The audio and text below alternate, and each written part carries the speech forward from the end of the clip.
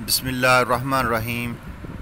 अस्सलाम वालेकुम व्यूवर्स, कैसे हैं आप सब दोस्तों, फ्रेंड्स। मैं आपका दोस्त राना। ये हमारे पास तुलसी न्याज बूटी के कुछ पौधे हैं जिनको हमने छोटे छोटे से गमलों में लगाया है। हमने इसकी पनीरी लगाई थी और अल्हम्दुलिल्लाह बहुत सारे प्लांट ग्रो कर गए। इसके साथ हमारे पास ये रोज़मोस के कलर हैं जिसमें हमने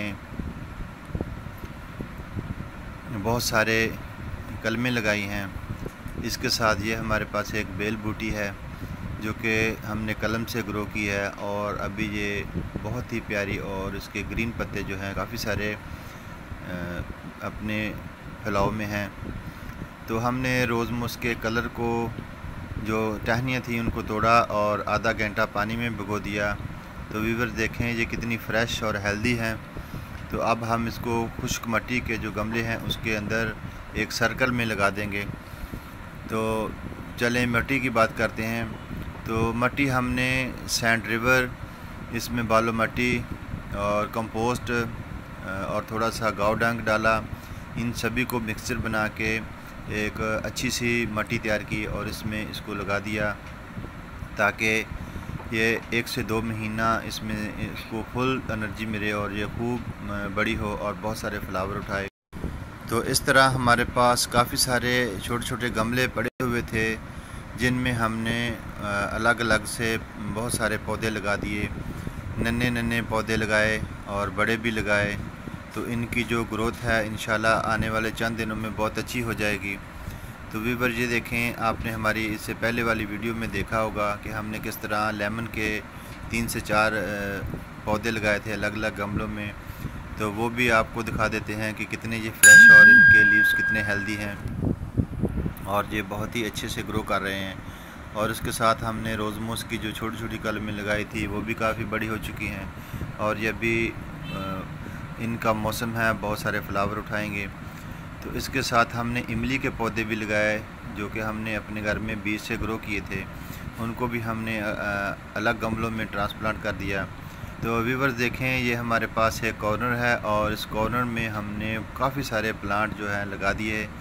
तो इसके साथ ये हमारे पास रेन लिली और एमरस लिली के पौधे हैं जो कि हमने इससे पहले जो हमारी वीडियो थी उसमें इसकी मुकम्मल डिटेल और इसकी लगाने का तरीका आपको लोगों के साथ शेयर किया था।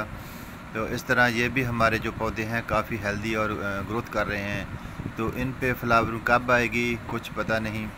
आने वाला सीज़न जो बारिशों का सीज़न है तो इसमें इंशाल्लाह ये फ्लावर ज़रूर लेंगे।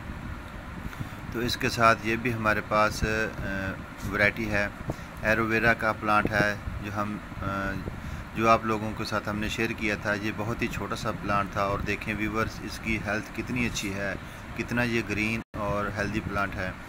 तो इसका जो मिट्टी का कॉम्बिनेशन है वो हमारे पास बहुत ही अच्छा और ज़बरदस्त तरीका है।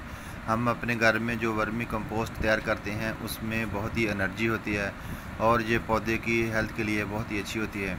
तो व्यूवर ये देखें, ये हमारा चंबेली का प्लांट है जो कि बिल्कुल जल सड़ गया था और इसकी ग्रोथ भी रुक गई थी। तो हमने इसको अलग से गमले में ट्रांसप्लांट किया और इसमें एक अच्छी मिट्टी ताकत वाली डाली तो ये बहुत ही हेल्दी और ग्रोथफुल हो गया और इसने अभी फूल उठाए हुए हैं।